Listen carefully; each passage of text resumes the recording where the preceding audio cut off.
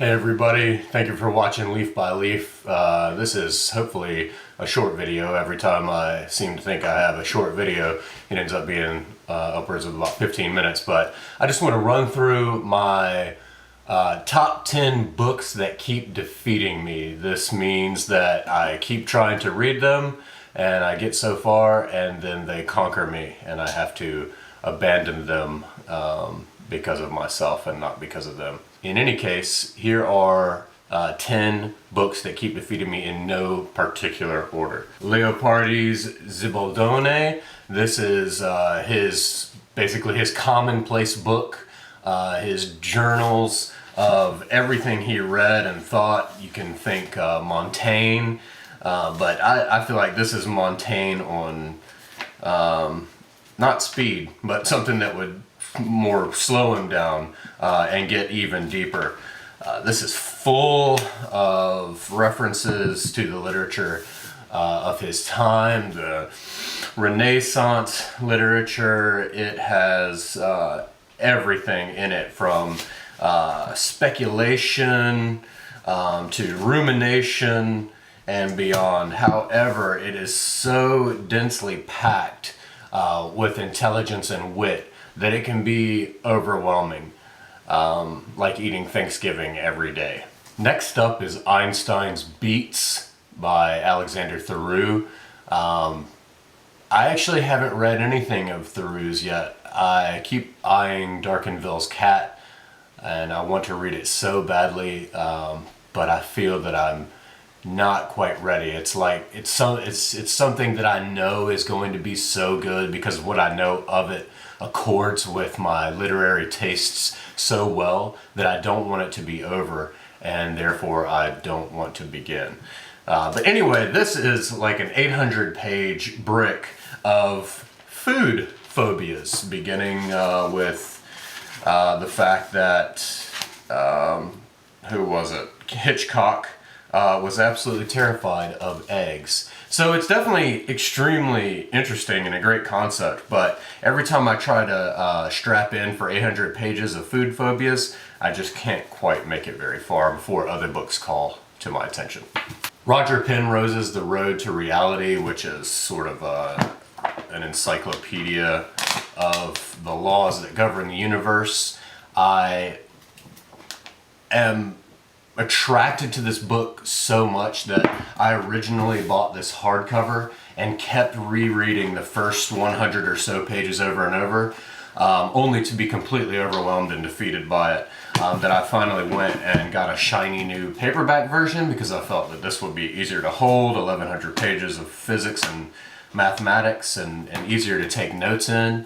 But again, it keeps defeating me. The Decline and Fall of the Roman Empire. This is, of course, an extreme classic piece of historical literature. Edward Gibbon, his prose style is extremely delicious.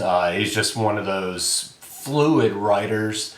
However, a book this long, no matter how well written, it's still about the deep details of history, and you can easily get bogged down even if you have a good broad strokes understanding of the decline and fall of the Roman Empire.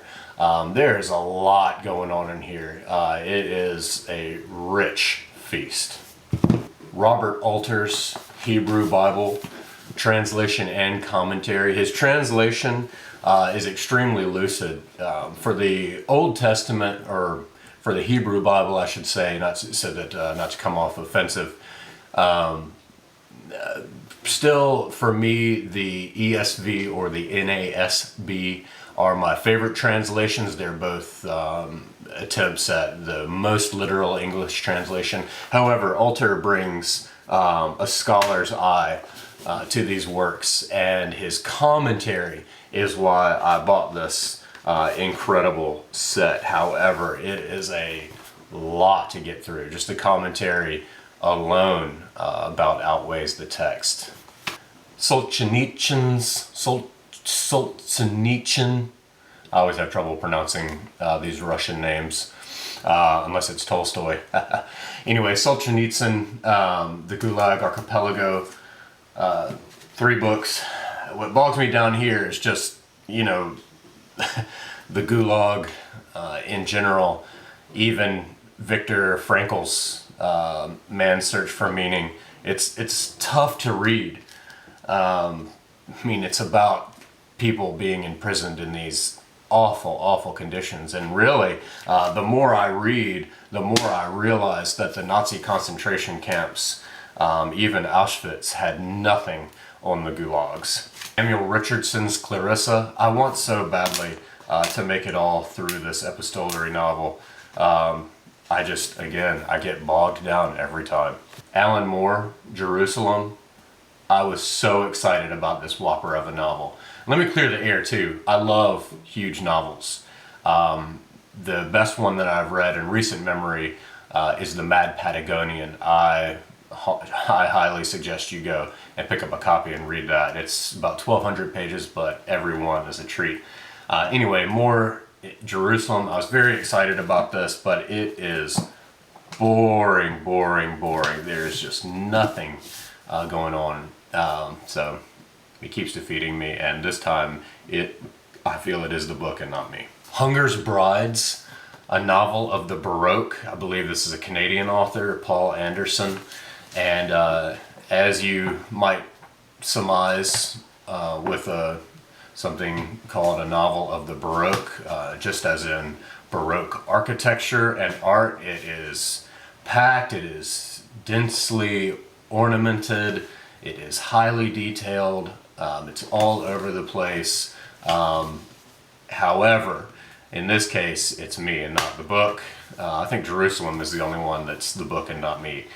I really want to make it through this, but I've decided that the only way I'll make it through is if I don't read anything else while I'm reading this one.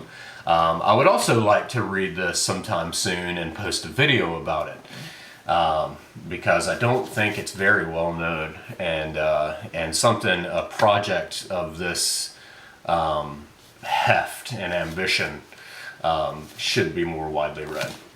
And finally we come to Arno Schmidt's Bottom's Dream in the beautifully produced, if extremely heavy, volume by Dalkey Archive, translated by John E. Woods. Let's take a look at this a little more closely. Bottom's Dream, translated from the German Zettelstraum, I believe. This is by the great Arno Schmidt, of whom I have read absolutely nothing, but I've amassed almost all of his books that I can get my hands on.